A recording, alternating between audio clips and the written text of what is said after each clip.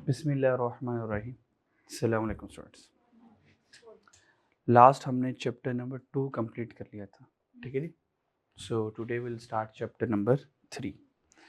Chapter number 3 बच्चों हमारा classification of cost and cost behaviour का है। कॉस्ट की क्लासिफिकेशन क्या है, कॉस्ट का बिहेवियर क्या है, हम इस चैप्टर में सीखेंगे, ठीक है जी। अच्छा, 3 चीज़ें सीखनी हमने इस चैप्टर में। कॉस्ट की क्लासिफिकेशन, फिर कॉस्ट का बिहेवियर, कॉस्ट का बिहेवियर क्या रहता है, और फिर डायरेक्ट और इनडायरेक्ट कॉस्ट क्या होती है, ठीक है। सबसे पहले क्लासिफिकेशन ऑफ कॉस्ट के बारे में बात करते हैं। अगर हम कॉस्ट को क्लासिफाई करें तो कॉस्ट 4 हिस्सों में क्लासिफाई होती है। सबसे पहले cost by function. Cost by function की बात करें तो ये 2 तरह की होती है। फंक्शन के लिहाज से कॉस्ट 2 तरह की होती है, एक को प्रोडक्ट कहते हैं और एक को नॉन प्रोडक्ट कहते हैं। तो क्लासिफिकेशन बाय फंक्शन में सबसे पहले हमारे पास क्या है, प्रोडक्ट और नॉन प्रोडक्ट। ये है कॉस्ट फंक्शन के लिहाज से। प्रोडक्ट कॉस्ट क्या, प्रोडक्ट कॉस्ट हर वो कॉस्ट होगी जो प्रोडक्ट को बनाने के लिए इस्तेमाल हो रही होगी। हर वो खर्चा जो प्रोडक्ट को बनाने के लिए हो रहा होगा वो क्या होगा जी, प्रोडक्ट कॉस्ट होगा। तो प्रोडक्ट कॉस्ट के लिए सिंपल मैंने क्या लिखा, कॉस्ट ऑफ मेकिंग अगर मैन्युफैक्चरिंग है, बाइंग अगर ट्रेडिंग बिजनेस है, ठीक है जी। नॉन प्रोडक्ट कॉस्ट कौन सी होगी, हर वो कॉस्ट जो प्रोडक्ट को बनाने के लिए इस्तेमाल नहीं हो रही होगी। या तो प्रोडक्ट को संभालने के लिए लग रही होगी, या तो प्रोडक्ट को मैनेज करने के लिए लग रही होगी, या तो प्रोडक्ट को बेचने के लिए लग रही होगी, लेकिन प्रोडक्ट को बनाने के लिए नहीं लग रही होगी। तो नॉन प्रोडक्ट कॉस्ट, जैसे कि नाम से ही लग रहा है कि मैं ऐसी कॉस्ट हूं जो प्रोडक्शन कॉस्ट का हिस्सा, प्रोडक्शन प्रोसेस का हिस्सा नहीं है। ये दोनों क्लियर हो गए। अब बताएं प्रोडक्ट कॉस्ट क्या होती है। जो प्रोडक्ट को बनाने के लिए इस्तेमाल होती है। नॉन प्रोडक्ट कॉस्ट क्या होती है। हाँ, अच्छा, प्रोडक्ट को बनाने के अलावा कोई आपसे पूछे भी प्रोडक्ट को बनाने के अलावा कौन सी होती है, फिर क्या कहेंगे जी। हाँ, चीज़ों को बेचने के लिए, चीज़ों को मैनेज करने के। फिर प्रोडक्ट एलिमेंट के लिहाज से 3 तरह का होता है। जैसे मैंने पहले भी बताया था, कोई भी प्रोडक्ट वजूद में आती है इन 3 चीज़ों की वजह से। इन तीनों में से कोई एक भी ना हो, एक भी कम कर दें, प्रोडक्ट बन नहीं सकती है। क्या मटेरियल के बगैर प्रोडक्ट बन जाएगी, क्या लेबर के बगैर प्रोडक्ट बन जाएगी, क्या टूल्स के बगैर बन जाएगी, नहीं बनेगी। इन तीनों के बगैर प्रोडक्ट नहीं बनने वाली। तो प्रोडक्ट एलिमेंट के लिहाज से कितनी तरह के हैं जी, 3 तरह का। कौन कौन सा जी, मटेरियल, लेबर और एफओएच, ठीक है, फैक्ट्री ओवरहेड। आगे चलते हैं। अच्छा, ये याद रखने की जरूरत नहीं है कि मटेरियल कॉस्ट फंक्शन के लिहाज से प्रोडक्ट है, नॉन प्रोडक्ट है, एलिमेंट के लिहाज से। ये रख लें तो बड़ी अच्छी बात है, रख लें तो बड़ी, पर आपको ये पता होना चाहिए कि प्रोडक्ट कॉस्ट क्या है और नॉन प्रोडक्ट कॉस्ट क्या है, ठीक है जी। मटेरियल को तो जानते हो, लेबर को भी जानते हो, एफओएच का आइडिया है, थोड़ी देर में हो जाएगा, थोड़ी देर में हो जाएगा, ठीक है जी। अभी हम चला 1 by 1 सारा डिस्कस करेंगे। प्रोडक्ट नेचर के लिहाज से होती है 2 तरह की, डायरेक्ट और इनडायरेक्ट। एक डायरेक्ट होती है और एक इनडायरेक्ट होती है, थोड़ी देर बाद देखेंगे। और बिहेवियर के लिहाज से प्रोडक्ट 4 तरह की होती है, fix cost, variable cost, semi variable cost को टोटल कॉस्ट कहते हैं, और एक स्टेप फिक्स कॉस्ट। ये बिहेवियर के से 4 तरह की कॉस्ट होती है। अब 1 by 1 दोबारा वहां से स्टार्ट करते हैं, फंक्शन से, ठीक है जी, और थोड़ी डिटेल में पढ़ते हैं।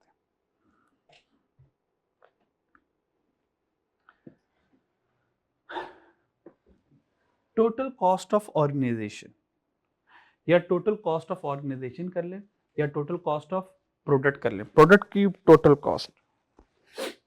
कॉस्ट ऑफ ऑर्गेनाइजेशन कर लें, या इसी को अभी के लिए आप टोटल कॉस्ट ऑफ प्रोडक्ट भी कह सकते हैं। प्रोडक्ट के ऊपर टोटल कॉस्ट कौन सी लगती है। एक मेरे पास बॉल पेन है, इस पेन को बनाने के ऊपर टोटल कॉस्ट कितनी लगेगी। ये मेरे पास ये रिमोट है, इस रिमोट को बनाने के ऊपर टोटल कॉस्ट कितनी लगेगी, ये टोटल कॉस्ट है।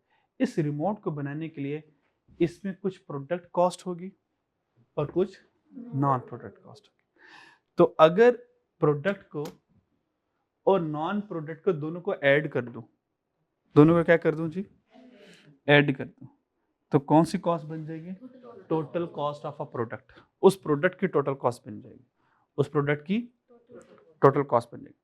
और अगर सारी प्रोडक्ट कॉस्ट, सारी नॉन प्रोडक्ट कॉस्ट, तो टोटल कॉस्ट ऑफ ऑर्गेनाइजेशन बन जाएगी। क्लियर? अभी फिलहाल हम एक प्रोडक्ट के ऊपर बात कर रहे हैं। तो अगर मैं आपसे पूछूं बच्चों टोटल कॉस्ट ऑफ प्रोडक्ट क्या है, तो आप क्या कहेंगे, product cost plus non product. फिर प्रोडक्ट कॉस्ट में कौन कौन होता है, प्रोडक्ट कॉस्ट में जो प्रोडक्ट का हिस्सा बनता है, मटेरियल हिस्सा बनता है, बनाने वाला कोई होता है, और एफर्ट्स होते हैं। मटेरियल, लेबर, एफर्ट, ये प्रोडक्ट कॉस्ट होते हैं। नॉन प्रोडक्ट कॉस्ट क्या, जैसे कि मैंने आपको बताया था, एडमिन कॉस्ट, उसको मैनेज करना है, सेलिंग एंड डिस्ट्रीब्यूशन, उसको बेचने के लिए, फाइनेंस कॉस्ट, हाँ अगर हमें कुछ चीज़ें बनाने के लिए बैंक से कर्जा लेना पड़ा है तो बैंक को हमें इंटरेस्ट देना पड़ेगा, वो जो इंटरेस्ट कॉस्ट आएगी, फाइनेंस कॉस्ट होगी, वो भी कौन सी कॉस्ट होगी जी, नॉन। क्या प्रोडक्ट और नॉन प्रोडक्ट कॉस्ट इन दोनों का पता चल गया?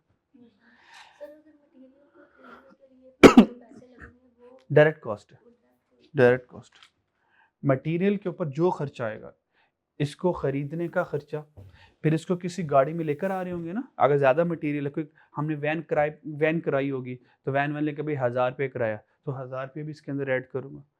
मटेरियल कीमती है, इंश्योरेंस करवा ली रास्ते में, तो मटेरियल के ऊपर जो जो खर्चा आएगा सारा प्रोडक्ट कॉस्ट पे आएगा। लेबर के ऊपर जो जो खर्चा आएगा, जिस तरह मर्जी का खर्चा आए, तो वो क्या हो जाएगी, प्रोडक्ट कॉस्ट का हिस्सा होगा। ठीक है, यानी कि प्रोडक्ट को बनाने के लिए जो जो खर्चा आएगा वो प्रोडक्ट कॉस्ट है। यहाँ पे तो प्रोडक्ट बन चुकी होती है, नॉन प्रोडक्ट में प्रोडक्ट बन चुकी होती है, अब तो उसको संभालना है, अब तो उसको आगे बेचना है, डिस्ट्रीब्यूट करना है। तो यहाँ पे प्रोडक्ट बना नहीं रहे, यहाँ पे प्रोडक्ट बन चुकी हुई है, प्रोडक्ट इस प्रोसेस में, इस मरहले में बन रही थी। तो प्रोडक्ट को बनाने की कॉस्ट को प्रोडक्ट कॉस्ट कहते हैं। आगे जो प्रोडक्ट को बनाने की कॉस्ट नहीं है, प्रोडक्ट को मैनेज बेचने की कॉस्ट है, वो नॉन प्रोडक्ट कॉस्ट आ गई। अगर प्रोडक्ट को बनाने में इलेक्ट्रिसिटी यूज हो रही है, मैं कहता हूँ हाथी इस्तेमाल हो रहा है, और बताएं आप, बिजली तो छोड़े, मैंने तो हाथी को भी ले आया। आप प्रोडक्ट को बनाने के लिए हाथी इस्तेमाल हो, डायनासोर इस्तेमाल हो, जो कि नहीं है, मैं कह रहा है, पर वो भी प्रोडक्ट कॉस्ट, चूंटी वो है प्रोडक्ट कॉस्ट। और इससे वर्स एग्जांपल तो नहीं हो सकती ना कोई, आपने फिर भी इलेक्ट्रिसिटी का, वो तो ऑब्वियस बात है, यूज होनी है। तो प्रोडक्ट को बनाने के लिए जो कुछ खर्चा होगा वो प्रोडक्ट कॉस्ट होगा। ठीक है, आप कहते तो मैं 100 एग्जांपल दे देता हूँ, 100 एग्जांपल दे दूं। तो प्रोडक्ट को बनाने के लिए बच्चे जो मर्जी खर्चा, जो आपके ज़हनों में आता है, कोई लिमिटेशन नहीं है, प्रोवाइडेड वो प्रोडक्ट बनाने के लिए इस्तेमाल हो रहा है। क्या ख्याल है, तो कौन सा खर्चा हो जाएगा, प्रोडक्ट कॉस्ट। अभी इंशाल्लाह अभी हम लिस्ट देखेंगे, उससे थोड़ा सा आपको और फर्दर आइडिया हो जाएगा। सर लोन भी तो हमने प्रोडक्ट बनाने के लिए, लोन अगर लोन हमने प्रोडक्ट को बनाने के लिए किया, रॉ मटेरियल को खरीदने के लिए लोन लिया हुआ, ठीक है, तो वो जो रॉ मटेरियल को मैं खरीदूंगा, रॉ मटेरियल की जो कॉस्ट होगी वो प्रोडक्ट कॉस्ट का हिस्सा बन जाएगी। और जो उसमें से पैसे बच जाएंगे वो नॉन प्रोडक्ट। जो अगर उसमें से नहीं, जो उसमें से पैसे नहीं बच जाएंगे, मान लें कि मैंने जो मटेरियल खरीदने के लिए लोन लिया, ठीक है, मेरे पास मटेरियल खरीदने के लिए बिल्कुल भी पैसे नहीं है, अव्वल तो ऐसे मैं इस बिजनेस कर ही नहीं पाऊंगा। देखो मेरे पास, मैं चाहता हूँ मैं तंदूर लगाऊं, मेरे पास आटे खरीदने के अगर पैसे नहीं है, तो फिर लेबर को वेजेस कौन देगा फिर? तो जब मैं स्टार्ट करूंगा बिजनेस को, कुछ ना कुछ कैपिटल से करूंगा, ठीक है। फिर अगर मैं मटेरियल को खरीदने के लिए, बैंक से लोन ले रहा हूँ, तो ये क्या मेरी प्रोडक्ट कॉस्ट होगी? ये फिर इंशाल्लाह देख लेंगे आगे चल के, किसका प्रोडक्ट में लेके जाए, इसको नॉन प्रोडक्ट में लेके जाए। अभी के लिए सिर्फ हम ये है जो हम मटेरियल परचेज करेंगे प्रोडक्ट को बनाने के लिए, जो प्रोडक्ट को बनाने के लिए हम मटेरियल परचेज कर रहे हैं वो प्रोडक्ट का हिस्सा है। ठीक है, अच्छा, इसके अलावा कुछ ऐसे खर्चे होंगे जो डायरेक्ट प्रोडक्ट के ऊपर लग नहीं रहे होंगे, लेकिन प्रोडक्ट को सपोर्ट कर रहे होंगे। उन सारे खर्चों को हम इनडायरेक्ट में ले जाएंगे। किस में ले जाएंगे? इनडायरेक्ट में। यानी कि वो जो बैंक से लोन लिया, अब बैंक से जो लोन लिया होगा उसको हम यहाँ पे ले जाएंगे, उसके ऊपर इसके इंटरेस्ट को हम नॉन प्रोडक्ट कॉस्ट, उसको हम कहाँ पे ले जाएंगे? नॉन प्रोडक्ट कॉस्ट, यानी कि ये ऐसा खर्चा है जो प्रोडक्ट को बनाने के लिए नहीं इस्तेमाल हुआ। ऑल्दो हमने जो मटेरियल खरीदा वो कर्जे के पैसों से खरीदा, लेकिन प्रोडक्ट के अंदर कर्जा नजर नहीं आएगा हमें, उसके अंदर मटेरियल नजर आएगा। ठीक है जी, पर खर्चा तो हुआ है, उस खर्चे को हम नॉन प्रोडक्ट में ले जाएंगे। क्लियर? यहाँ पे क्या लिखा हुआ है? प्रोडक्ट के ऊपर दो खर्चे होंगे, एक जो प्रोडक्ट को बनाने के लिए होंगे और एक प्रोडक्ट को जो बेचने के लिए, संभालने के लिए।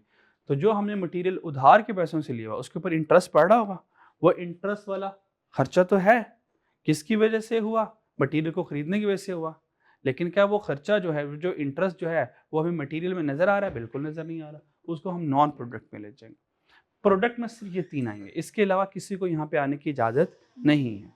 क्लियर? अभी आगे चल के मैं आपको प्रैक्टिस करवाऊंगा, उसमें फिर फर्दर चीजें बेहतर हो जाएंगी। मटेरियल और लेबर ये सिर्फ डायरेक्ट होता है। मटेरियल डायरेक्ट भी होगा, इनडायरेक्ट भी होगा। लेबर डायरेक्ट भी होगी, इनडायरेक्ट भी होगी। मटेरियल डायरेक्ट और इनडायरेक्ट कैसे? मिसाल के तौर पे हम एक शर्ट बनाते हैं, उस शर्ट में डायरेक्ट मटेरियल कपड़ा है, लेकिन जो उसके अंदर धागा इस्तेमाल हो रहा है, धागा बनाना मकसद नहीं था, मकसद शर्ट बनाना था। जो मेन मकसद होगा, जो मेन प्रोडक्ट होगी, वो आपका डायरेक्ट मटेरियल होगा। जो धागा इस्तेमाल हुआ है, धागे ने तो शर्ट को बनाने में सपोर्ट दिया। जो बटन इस्तेमाल हुए हैं, बटन ने तो शर्ट को बनाने में सपोर्ट दी है।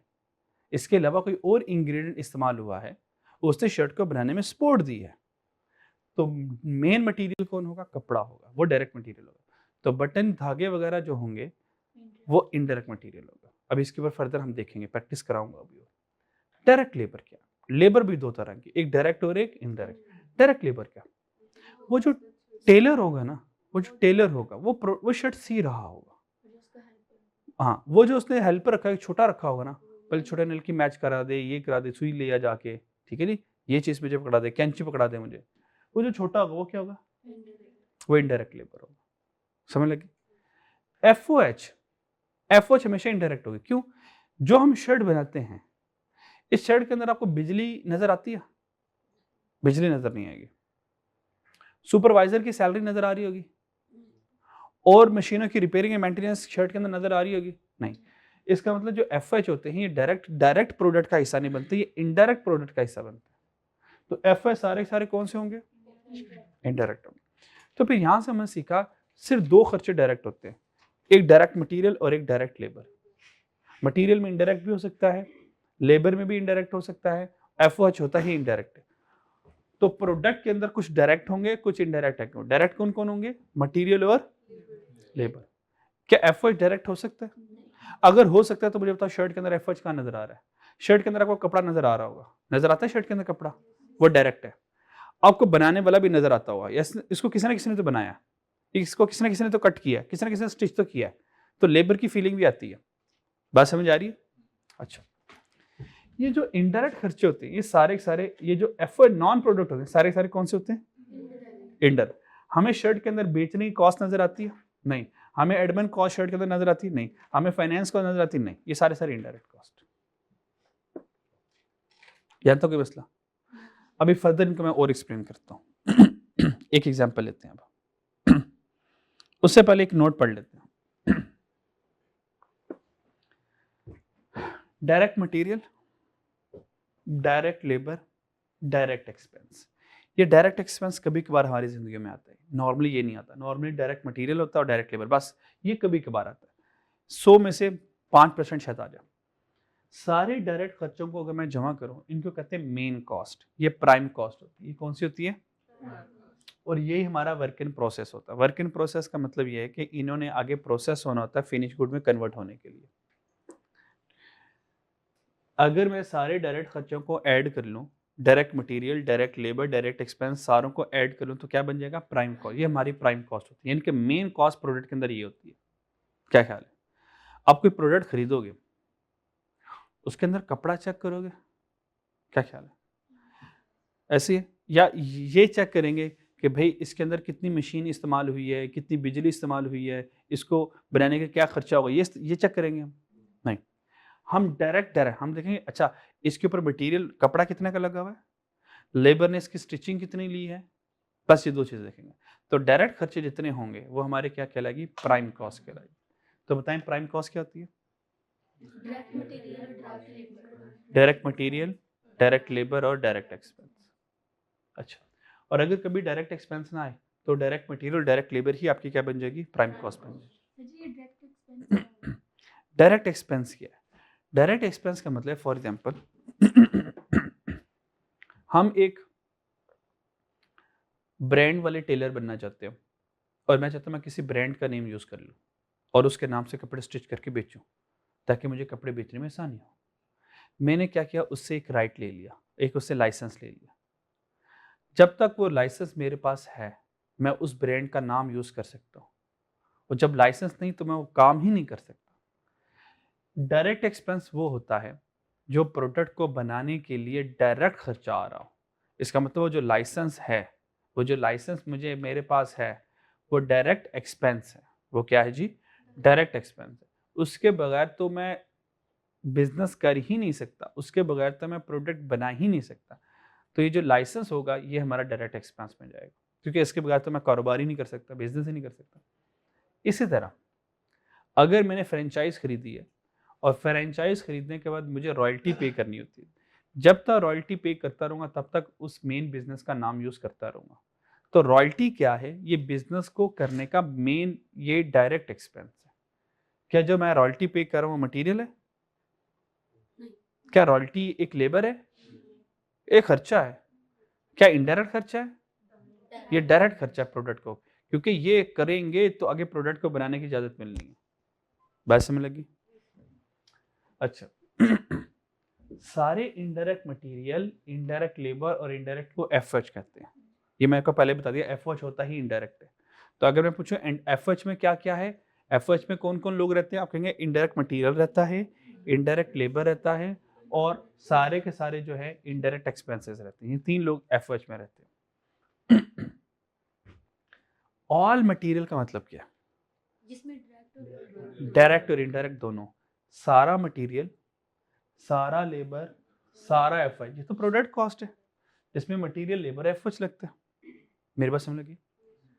और अगर डायरेक्ट लेबर, डायरेक्ट एक्सपेंस और एफएच, इनको कन्वर्जन कॉस्ट कहते हैं। दोबारा मटेरियल को निकालते हैं, अब मटेरियल निकल गया है, direct labour, direct expense, FH, इनको कन्वर्जन कॉस्ट क्यों कहते हैं? क्योंकि ये कन्वर्ट करेंगे मटेरियल को फिनिश गुड में।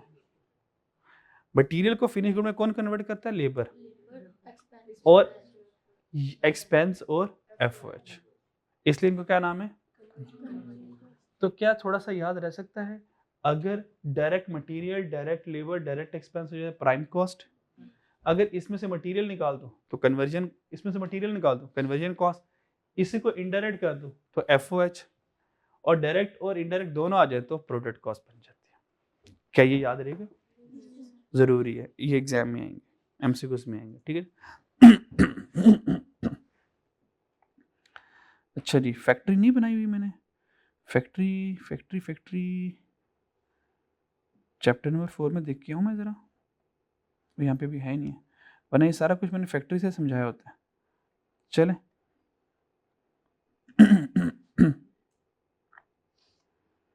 ठीक है जी, ये वाली बात क्लियर। अब चलते हैं डायरेक्ट और इनडायरेक्ट कॉस्ट क्या होती है। ऑल मैंने समझा दी हुई है लेकिन फिर भी देख लेते हैं डायरेक्ट और इनडायरेक्ट कॉस्ट क्या होती है।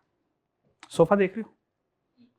ओके, अब इस सोफे में से हम डायरेक्ट कॉस्ट और इनडायरेक्ट कॉस्ट निकालते हैं। सबसे पहले देखते हैं डायरेक्ट कॉस्ट है क्या। ये स्पेसिफिक टू दी प्रोडक्ट होगी। डायरेक्ट कॉस्ट प्रोडक्ट में नजर आ रही होगी। पहली बात, separately identifiable traceable to one unit of a product. ये टेक्निकल बात है। इसका मतलब क्या? हर वो कॉस्ट डायरेक्ट कॉस्ट होगी अगर आप उसको एक यूनिट के लिए फाइंड कर लें। अगर आप एक यूनिट के लिए फाइंड कर लें तो वह डायरेक्ट कॉस्ट है। मतलब क्या है? डायरेक्ट मटेरियल, क्या ये जो सोफा है इसके ऊपर आप मुझे डायरेक्ट मटेरियल ट्रेस करके दे सकते हो? इसमें कौन कौन सा डायरेक्ट मटेरियल है? लकड़ी है और कपड़ा है और फोम है। 3 चीजें तकरीबन हमें डायरेक्ट नजर आ रही है। ये तो तीनों की तीनों जो आपने मुझे बताई, ये तो पहला वाला पॉइंट था। दूसरा वाला पॉइंट भी वेरीफाई करते हैं, फिर हम देखेंगे कि फिर हम कहेंगे हाँ भैया डायरेक्ट कॉस्ट है। कैसे? क्या दूसरा वाला पॉइंट 1 यूनिट, 1 यूनिट के ऊपर कितना मटेरियल लगेगा, एक सोफे के ऊपर कितना कपड़ा लगेगा, क्या मैं आराम सुकून से कैलकुलेट कर सकता हूँ? यस और नो? एक सोफे के ऊपर कितने मीटर कपड़ा लगेगा, क्या मैं ये फाइंड कर सकता हूँ? ना ना, आम कर सकता है। जैसे कि अगर आपने अपना सूट बनाना हो, आपको पता है कि 4 मीटर में मेरा सूट बन जाएगा, 5 मीटर में मेरा सूट बन जाएगा, पता होता है ना? बहुत अच्छी बात है, मैयर कर लेंगे। मतलब मैंने सोफे में पहले दिन देखा इतना सोफा बनाना है, उसमें कितना कपड़ा इस्तेमाल हुआ, हमने ज्यादा कटिंग कर ली, फिर पता चला ओहो इसमें तो 6 मीटर कपड़े से एक सोफा बन जाता है। ये पता चला कोई इतना बड़ा मसले वाली बात नहीं है। ये जिससे आप बेंच में बैठे हैं, इसमें कपड़ा नजर आ रहा है, इस एक बेंच में कितना कपड़ा लगा होगा उनको पता नहीं होगा, कॉलेज वालों को, जब बनाने वालों को नहीं पता लगेगा। वो कहेगा भाई वो कहेगा छोटे का भाई एक सीट पे, एक जो सीट के ऊपर है ना इतना कपड़ा लगना है, तो इतनी लेंथ काट ले, इतनी 10 लेंथ है काट ले, क्योंकि 10 मैंने सीटें बनानी है। तो एक सोफे के ऊपर कितना कपड़ा लगा होगा, क्या ये मालूम नहीं कर सकते? कर सकते। फिर वो 1 मीटर कपड़ा कितने का आया होगा, क्या हमें पता नहीं होगा? क्या कपड़े की कीमत पता चल सकती है कि एक सोफे के ऊपर कितना कपड़ा लगा है? अब ये डायरेक्ट है। एक सोफे के ऊपर कितनी लकड़ी इस्तेमाल होती है, क्या ये पता चल सकता है? कितने मीटर लकड़ी इस्तेमाल हो सकती है? हो सकता है जी, हो सकता है, हो सकता है। इतने मीटर लकड़ी इस्तेमाल हुई है, 4 टांगे चाहिए, फ्रेम चाहिए, तो इतनी लकड़ी इस्तेमाल होगी, पता चल सकता है। एक सोफे कितना फोम लगेगा, मैयर हो सकता है? बिल्कुल हो सकता है। ये सारा डायरेक्ट है। एक सोफे को कितनी ग्लू इस्तेमाल होगी, क्या ये मालूम हो सकता है आराम से? ग्लू कितनी इस्तेमाल होगी? वो तो पूरा डब्बा ही होगा ना, तो कितनी ग्लू इस्तेमाल हो रही है, क्या ये बिल्कुल सेपरेटली आइडेंटिफाइबल हो सकता है? ये नहीं हो सकता। ये नहीं हो सकता। पैकेट में है, अगर बोतल्स में है तो वो तो हो सकता है, लेकिन जो यूज हो रही है वो नहीं हो सकता। तो हमने तो यूज वहां से निकाल के यूज करी ना, हस्बे तौफीक, जिसको जितनी जरूरत होगी, जो इस पे कील लग रहे होंगे। हो सकता है मैथमेटिकली तो हो सकता है, मैथमेटिकली तो हो सकता है कि ठीक है, इतने डब्बे में 100 कील है, एक सोफे में 10 कील लगा रहा हूँ, तो किसमें 15 लगे? फिर क्या स्टैंडर्ड 10 ही लगाने हैं? अच्छा लकड़ी ज्यादा लगा सकते, ओहो लकड़ी कम पड़े, इस पे लकड़ी ज्यादा लगाऊंगा, ऐसा हो सकता है? फोम ज्यादा लगा दें, कील कम ज्यादा हो सकते हैं, कहीं पे फिटिंग ना हो, कील ज्यादा लग गए, ये तो हो सकता है। ग्लू कम ज्यादा हो सकती है। तो इसके मतलब जो ग्लू लगेगी, जो नेल लगेंगे, जो स्टेपलर लगेंगे, जो इसके ऊपर पॉलिश हो रही होगी, वो स्टैंडर्ड पॉलिश होगी। हो सकता है किसी कोई लकड़ी बहुत ड्राई हो, वो कहती है मुझे ज्यादा पॉलिश चाहिए, मैं सारी पॉलिश खा पी गई हूँ, क्या ख्याल है? उसको ज्यादा पॉलिश करना पड़ेगा, चमक ही नहीं आ रही, हम थक गए, करी ना और मैंने पॉलिश खानी है, जब तक मेरा टमी फिल नहीं होगा तब तक मैं शाइन नहीं करूंगी, क्या ख्याल है?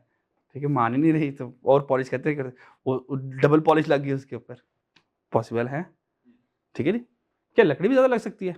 मतलब कहेंगे मुझे एक एक्स्ट्रा टोंग लगा दे, मजबूर हूँ मैं थोड़ी सी, मैं घुटनों में दर्द हो रहा है मेरे, तो बाकी के 4 मुझे जरा 5 की जरूरत है, तो 2 टायर भी होने चाहिए मेरे, थक जाती हूँ मैं चलते चलते, क्या ख्याल है? ऐसा होगा? स्टैंडर्ड प्रोसीजर नहीं है, कर तो लेंगे, मुनासिब नहीं लगना, क्या ख्याल है? ठीक है जी। अच्छा जी, तो एक सोफा के नहीं है, इसको ये वाले कपड़े पहने हैं, मैंने तो चमकीले कपड़े पहनने हैं। मुझे तो ये सादे वाले पसंद ही नहीं आते, ऐसा होगा? सेम कोशिश होगी।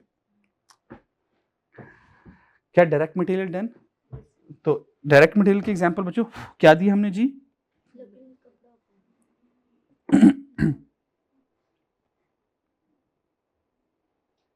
वुड और